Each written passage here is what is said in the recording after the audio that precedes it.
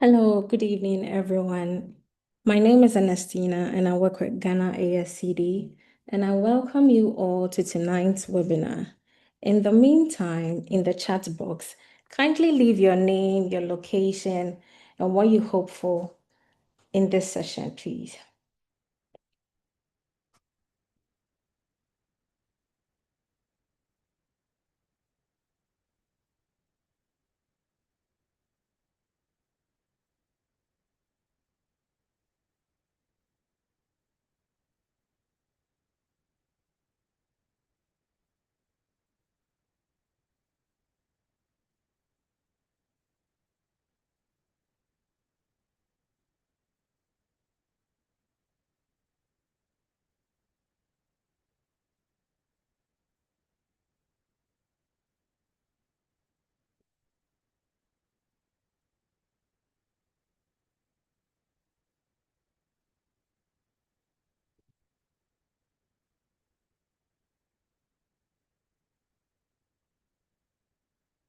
Hello, Charity.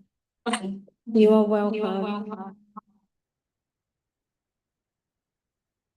Hello, Louis. You are welcome. Can you please put in the chat box your location if you're from Ghana, if you're from the States?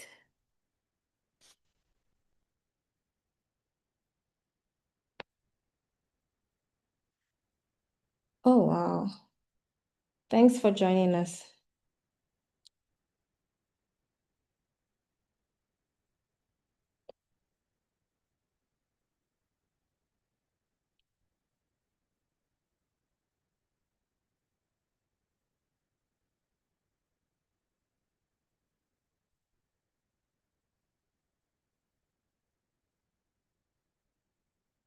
So our agreement before we begin the webinar is to be engaged and collaborative, be an active listener, be respectful, and this is a safe space.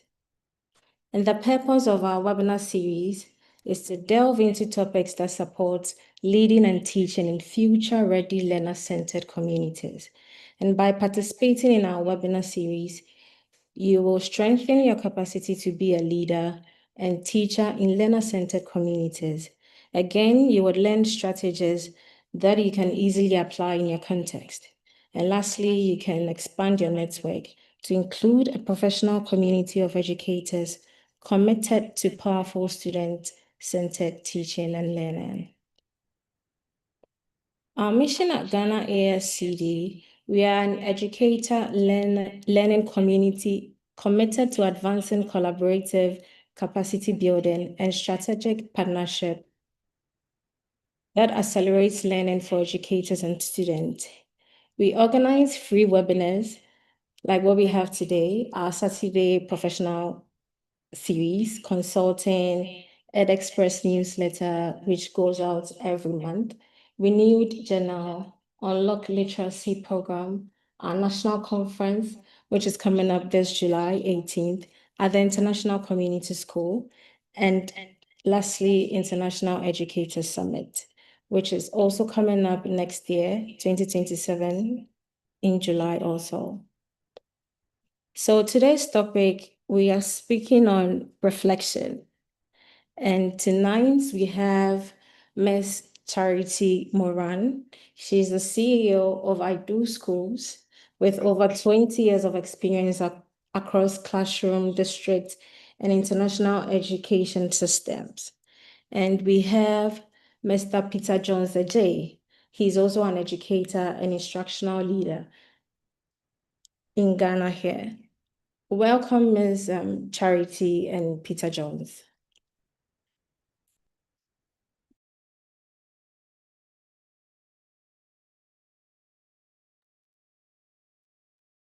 Ms. Charity.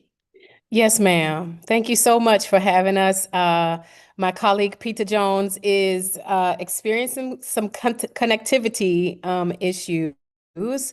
And so I will be getting us started, and I'm hoping that he will join us as it begins. We were just working things out about 10 minutes ago, and then it failed.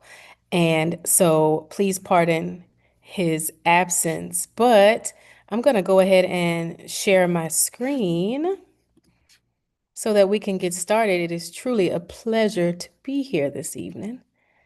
Let's get this party started. All right. Here we go. All right, so here is our topic for today. Good evening, good afternoon, wherever you are time zone wise, and welcome. My name, like Miss Ernestina said, is Charity Moran, and it's truly an honor to share this space today with educators and leaders from across Ghana and across the world, apparently, looking at the chat. This webinar is centered around one very, very powerful word, which is reflection. Reflection is not simply something that we do after teaching.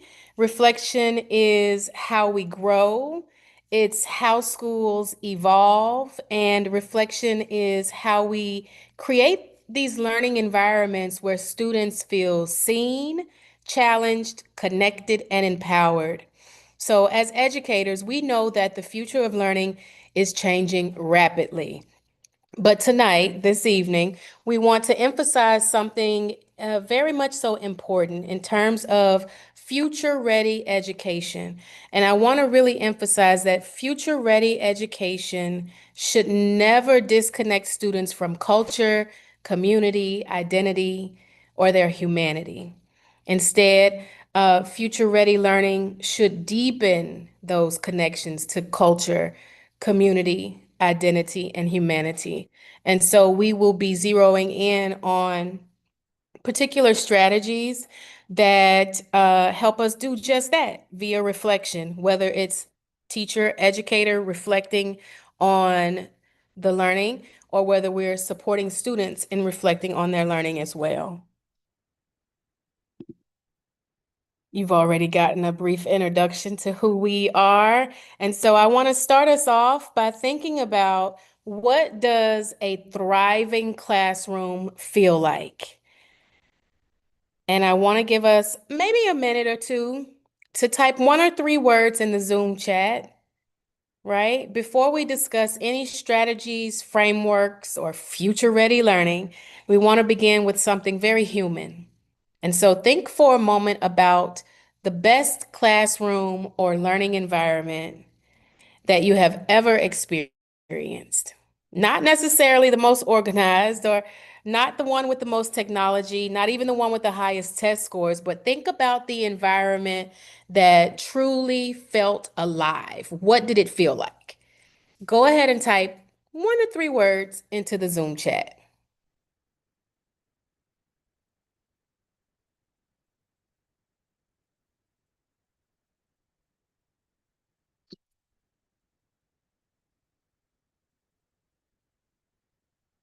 I see safe, loving, critical, generative, wonderful.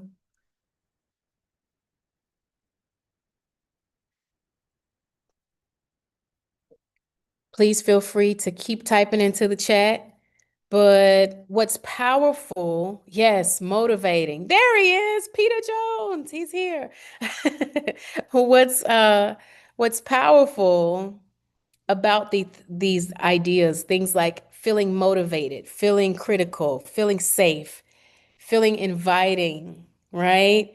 Is that many of the words we naturally associate with strong learning environments are emotional and relational, right? Innovative. You feel love, you feel collaborative, right? And so that tells us something very, very, very important, that lets us know that school culture matters deeply.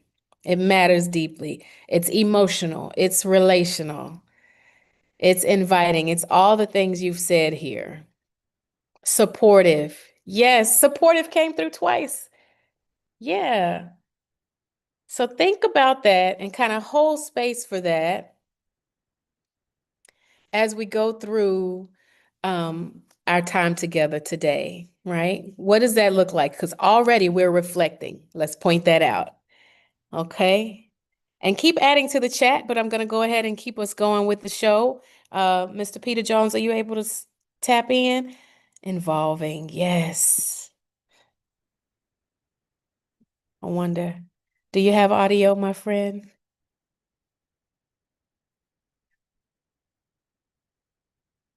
Okay, no worries if not. But go ahead and take a look at the image on the screen. We're going to get that up and running.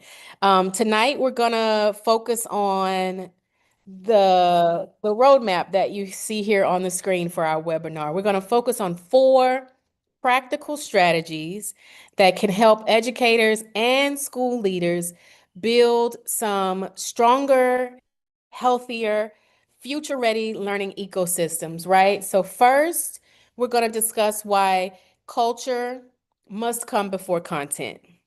Second, we'll explore how student voice builds ownership. Third, we're going to go through community-centered learning and how local context can help kind of strengthen this relevance, strengthen the reflection, strengthen this relationship and emotional connection to a thriving learning environment. And then finally, we'll close our strategy portion by discussing how reflection itself drives future-ready schools. So 4 different steps, if you will, for our roadmap tonight. And then after that, we'll spend some time together in conversation and in Q&A. We have some resources for you as well. So let's get to it. This is exciting. Strategy number 1. Our first strategy tonight is simple, but incredibly powerful, right? Culture comes before content. I know you see that on the screen. And so as educators, we often care about and often reflect on academic rigor, right? Is it tough? Is it pushing them? Are we in their productive struggle zone? We care about standards, curriculum, achievement, outcomes, but how often do we reflect on how we have students engaging intellectually, right? Without thinking about how they feel emotionally secure. Um,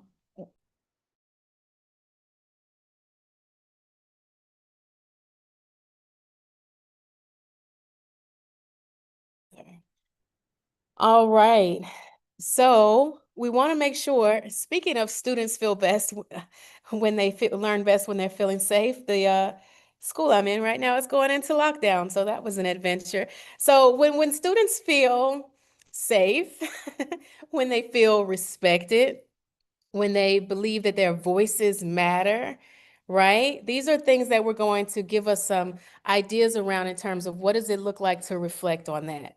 And so one of the greatest misconceptions in education is that the idea that culture is separate from instruction, and it's not. Culture is instruction, right? Culture shapes whether or not our students take risks, whether they're going to participate, whether or not they feel that they belong. And so as we think about this, many students might forget the individual lessons, but they will never forget. They will always remember how the learning environment made them feel, right? And that emotional memory is going to impact their engagement with school, with learning for years.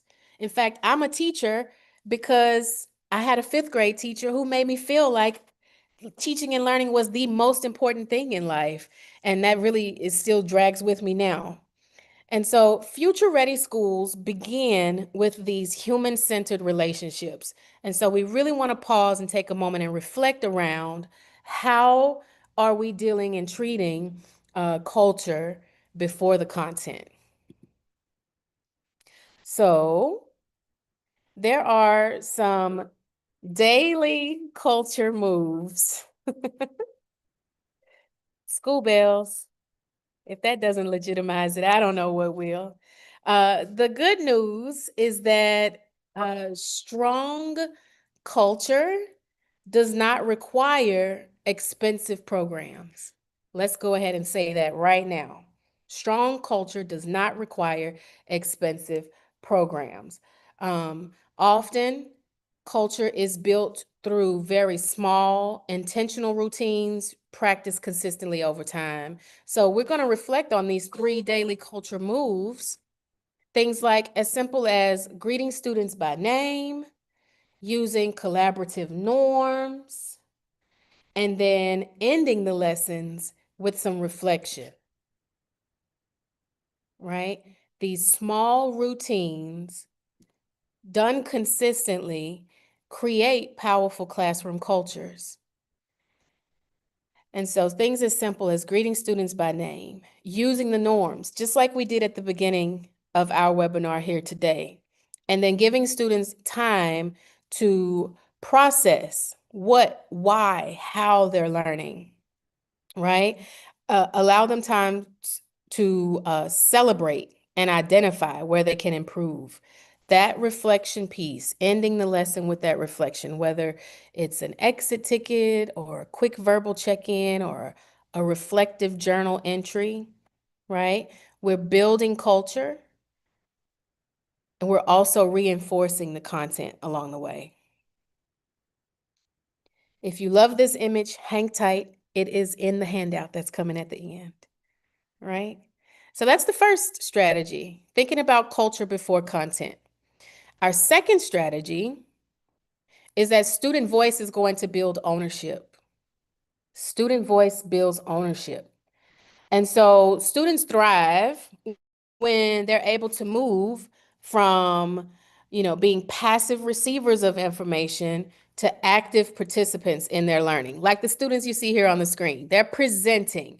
They are, literally have the microphone to their mouth, but ownership is going to change the engagement that we see. Voice, giving students voice, changes the culture. And when students help shape their learning experiences, something shifts. They become more invested, right? More curious, more accountable.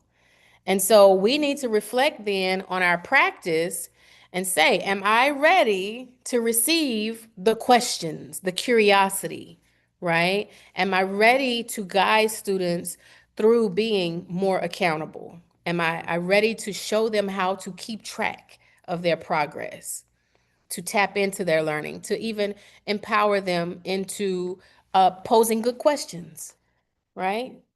So it can mean things as simple as giving students choice in how they demonstrate learning. It can mean student-led discussions, inquiry-based projects, right? It can mean authentic audiences where student work matters beyond the classroom, even if it's just to share across the hallway to the other class, taking their learning beyond the classroom, any way, shape, or form. And so this is a hot topic, but too often school teaches students to comply. But these future-ready schools that we're crafting and supporting, we're teaching students to contribute, right? Compliance, yes. Contribution, heck yes, right? Students should not only just consume knowledge, but we want them to create, to question, collaborate, and lead. And this is how we prepare them for the evolving world. So these are some other things. Strategy number 2, thinking about and reflecting on how student voice is building ownership in our schools and in our classrooms. So you'll see here on the screen 3 ways to increase student voice: student-led discussions, choice in assignments or products, and public sharing of learning. I'm going to scan the chat and see if there's any questions as of yet. All right. There's the bell. So again, student-led discussions, choice in assignments or products, and public sharing of learning are 3 spaces we can reflect upon our own practice to make sure that we're helping to increase student voice in our classrooms. Take a look at this quote.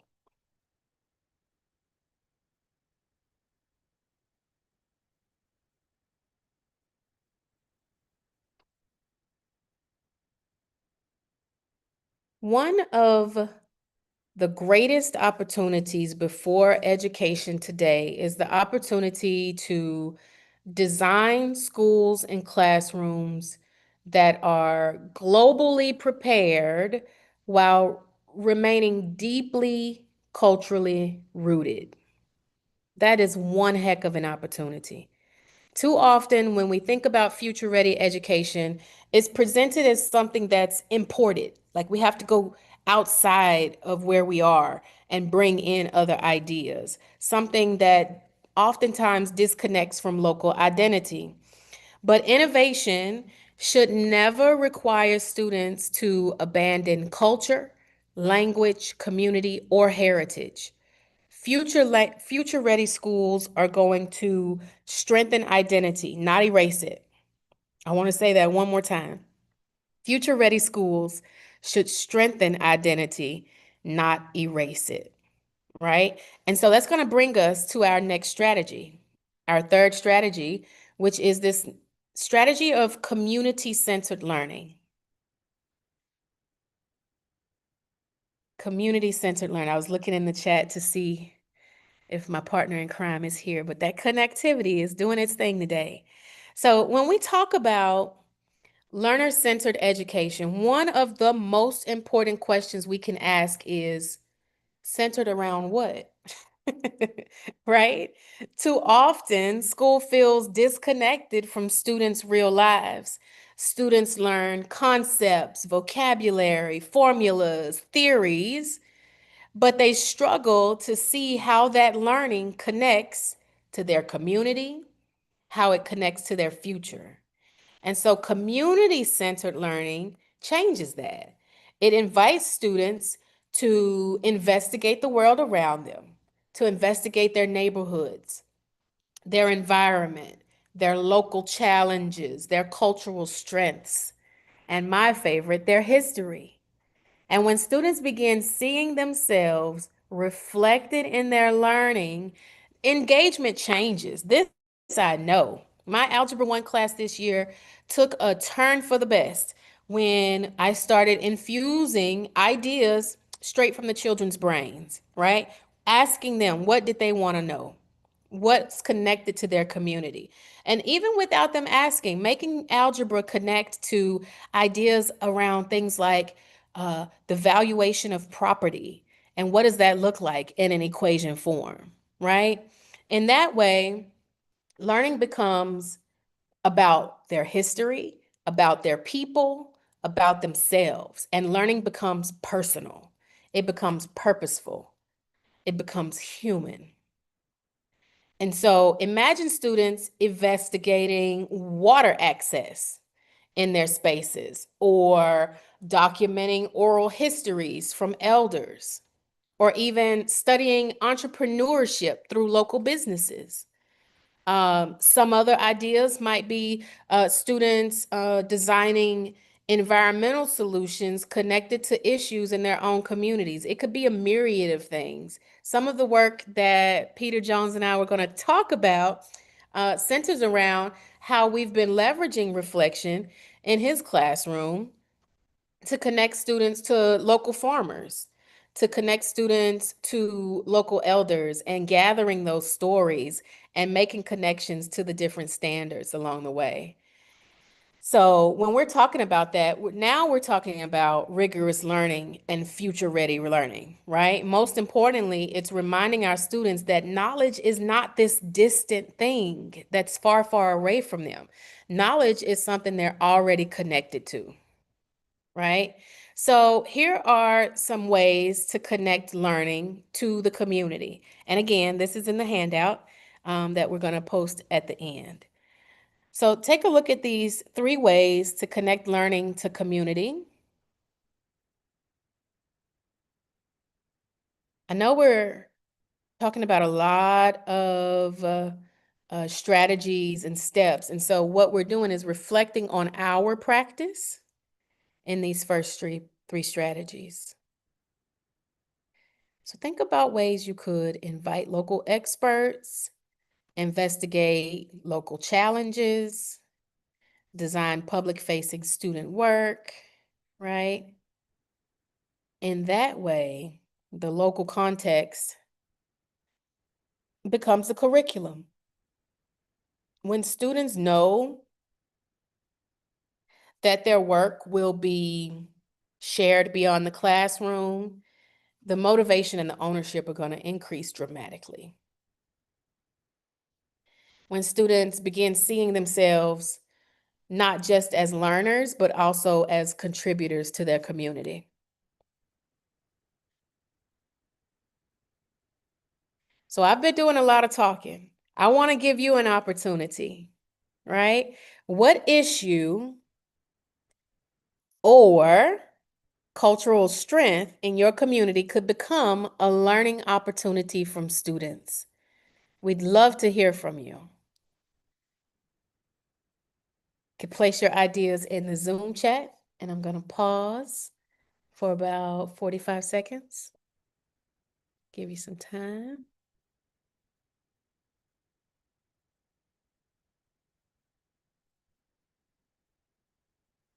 Maybe it's storytelling, entrepreneurship.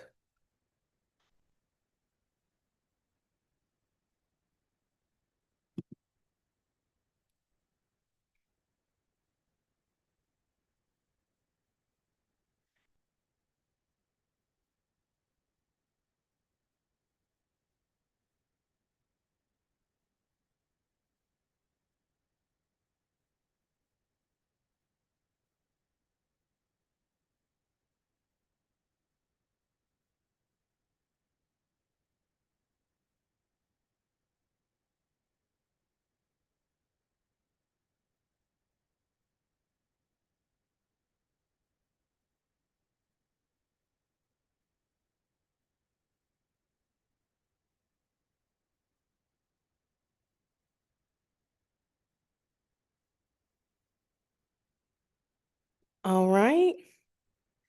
Figuring out how to get faster Wi-Fi. Holy moly, yes. I can only imagine the opportunities that are there. Yes. Anything else? And that could even be connected to, that could be connected to all sorts of content, from history to the calculations in mathematics. Tons of reading is in there, researching, speaking. Okay, I think I'm going to run with that one. Okay, so our final strategy tonight is reflection itself. Up until now, we've been reflecting on our practice in our schools and classrooms. Right now, we're going to think about reflection itself and how it drives future-ready schools. Some questions you might ask yourself are here on the screen, right? Our reflection is not weakness, it's leadership, right? And future-ready schools are not created because schools are perfect. They're created because educators continuously reflect, adapt, and improve. So you might notice that I haven't necessarily said a definition of reflection, but I've tossed out there tons of questions. That in and of itself kind of lets you know the nature of reflection. It's not just a definition that it's one time we've reflected, reflection is done, check, move on. Rather, reflection is this ongoing, continuous notion of questioning, adapting, right? And improving. And in that way, it helps our future ready schools remain responsive, right? It helps us to notice where there may be some inequities, and it helps us identify barriers that students may be facing. Reflection as a tool helps us strengthen the learning culture that we've built in the first three strategies. So one of the most powerful things that leaders and educators can do is to normalize this reflective practice, right? Making this thing of questioning our practice and being curious about our practice something that's just normal, right? Not just asking, did the students pass, right? But asking deeper questions, asking things like, who was centered in today's learning, right? Who did most of the talking? Who was doing the learning? Who was centered in today's learning? Who struggled? Whose voices were missing in the conversations today? What support is needed, right? These questions are the questions that transform schools. That's because these types of questions that you see here on the screen shift the focus from compliance into contribution, from compliance into more humanity, right? I'm going to put those questions up here again and kind of share some experiences that have deeply shifted my thinking, right? Involving students who initially appeared disengaged, but once the learning became connected to real community issues, their participation changed dramatically, right? Students who rarely spoke suddenly became leaders because they were connected. It connected to their humanity. And things that kind of stand out to me when we hear stories like this, and I'm sure you can think of some even in your own practice, is that students often do not disengage because they lack intelligence, right? They disengage because the learning feels disconnected from purpose.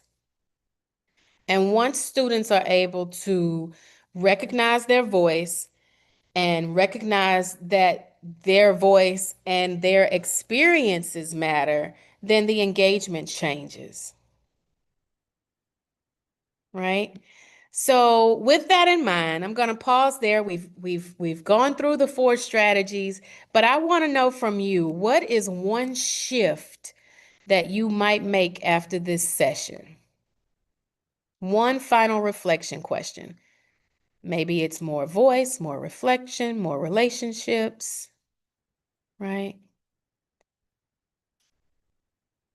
What's one shift? You can add that to the Zoom chat,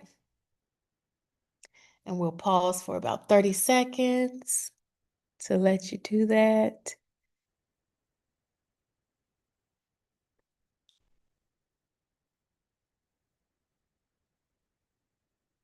One powerful shift that I live and breathe by is connecting learning more deeply to the community. That's mine for sure.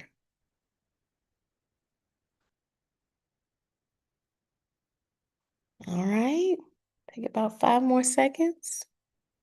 Connecting with local experts. And the guy who runs the cashew farm across the street from the school is a local expert.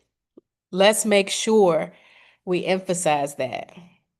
The fellow on the bike who's currying and running deliveries, he's a local expert. We just have to make those connections to the content for our kiddos, right? And so transformation on this path to future-ready schools, it doesn't happen through inspiration alone. It happens through intentional action, practiced consistently over time. That's how transformation happens. So these 4 strategies are aimed at offering you an opportunity to be intentional about the things we plan to do in our classrooms. The more we connect to the community, the more involved the learners feel to whatever is being learned. That's really what I want to do. Yes, Franklin. Yes, yes, yes. That's exactly it. And some of the strategies here are going to help you do that. Just like I was saying, the farmer across the road from the school, the fellow on the motorbike who's running deliveries all day, right? Tap into what the parents do on a day-to-day, or the guardians of your students, and see how you can make those connections. It doesn't have to be an elaborate Zoom and a field trip and, going all out of your way. It can be the small things that it's really about the intentionality, right? Yes, everyone is an expert in some way. You said it. Awesome. All right. So we're at the portion of the evening now where we want to hear your reflections, your questions, your experiences. So feel free to place those questions in the chat. There we go. There's my colleague right there. One shift I will make after this session is to break that disconnect between the generational disconnection. Yes, that is pervasive from the continent to the states. Yes, that generational disconnect. So what questions or aha moments, any discussion? I'm going to hold some space for you there.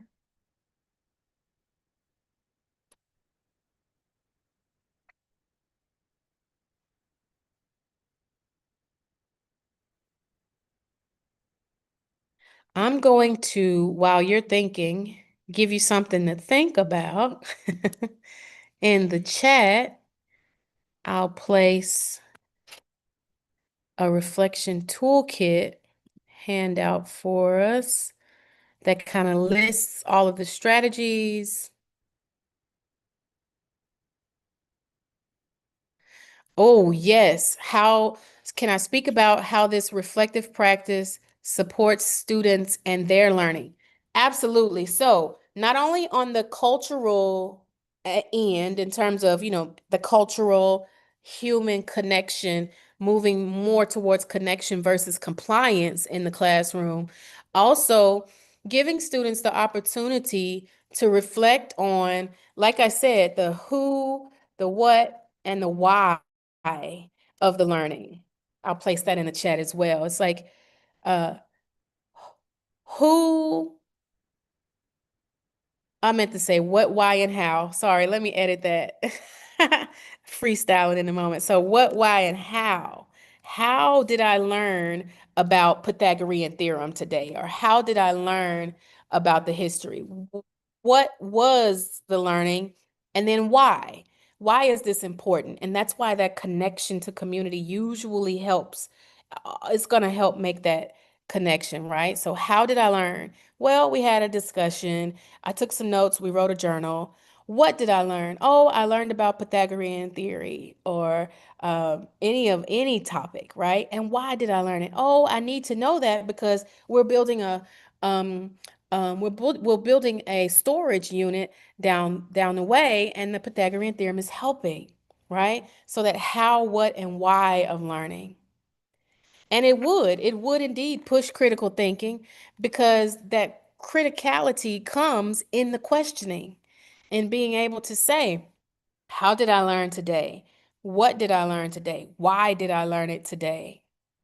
Yeah. And who around me can I connect this to? And so that critical thinking is baked into all of the connections that are being made because of the intentionality of the reflection that we're doing as leaders.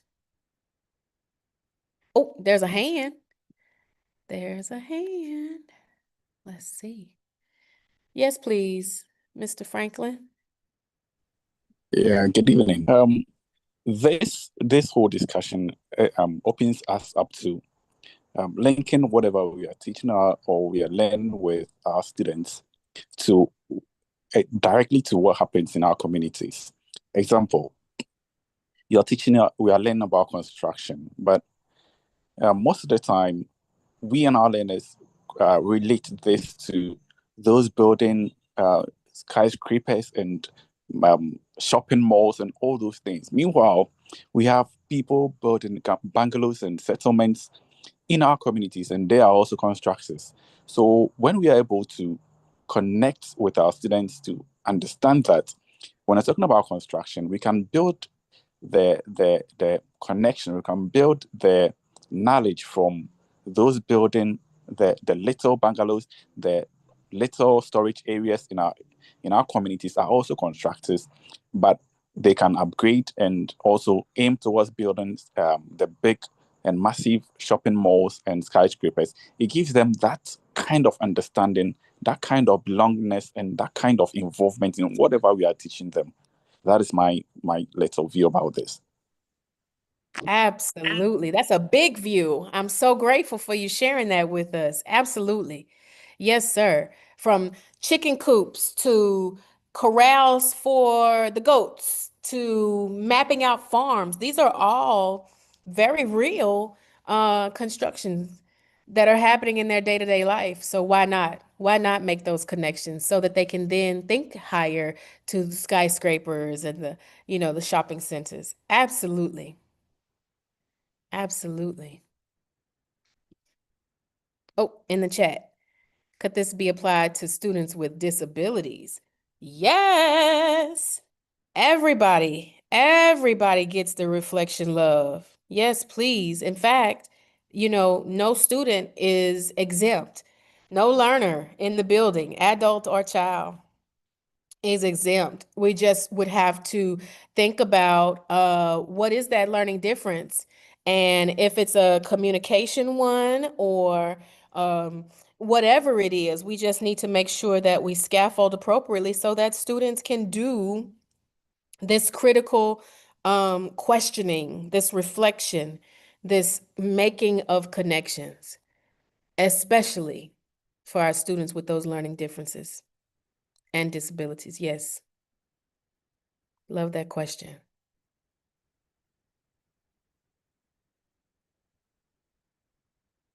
Are there any others?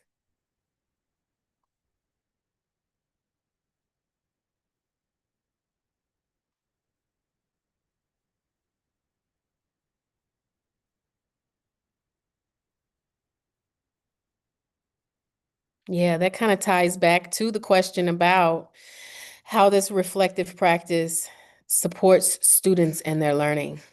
Let's see. We just need to apply differentiation in their tasks and we are good to go. Yes. Yes, yes, yes. Differentiation, scaffolding, making sure that as students are reflecting, as they're asking questions and answering the how, what, and why, that we're doing it in a way that meets them, as well as provides that, productive struggle, that little grapple with the information so that those connections are formed. We're forming new brain synapses here. Absolutely. I love it. Okay. Well, last but not least, and if there are still more questions, keep those rolling into the chat or feel free to unmute. This QR code should bring you to the PDF that's in the chat, and I will drop that in there again. And this bit.ly link as well, that just kind of takes a summary, right? And before we leave, just want to make sure you can grab that resource. So I'm going to put it in the chat once more for us, as well as if it's easier to scan the QR code. Right? Absolutely. So I really hope that tonight's conversation continues beyond this webinar. I want to thank you on behalf of myself and Peter Jones. We collaborated on putting this thing together. I just really hate that the connectivity is beating him up today, but he is here. We are present. We are together. And so thank you for the very important work that you do every day. Thank you so much for your presence, for your engagement, and your commitment to learners. This is the future, y'all. So Yes, Dr. Adams says we will also share it via email with the recording. All right. Again, thank you, thank you, thank you. And I'll hand it back over to the Ghana ASCD team. I hope you have a beautiful evening, everyone. Thank you, Ms. Moran. We really appreciate you. Even though we couldn't hear from Peter, we would like to say thank you. And thank you all for joining us tonight. So, a little announcement. Our webinar series takes a short break as we prepare for the National Educators Conference. It's happening on July 18th at the International Community School. It's 300 cedis, but then there's an early bird discount going for 250 cedis, and it ends on 31st May. So I'll be sending out emails and I'll add the registration link to it so you can register. We hope to see you on the 18th of July. So at Ghana ASCD, we would urge you all to join Ghana ASCD by clicking on this link, ghascd.org/membership, so that you can sign up to our membership and get discounts on all our trainings. Thank you all for joining us tonight. We would see you in our next webinar. Please have a good night.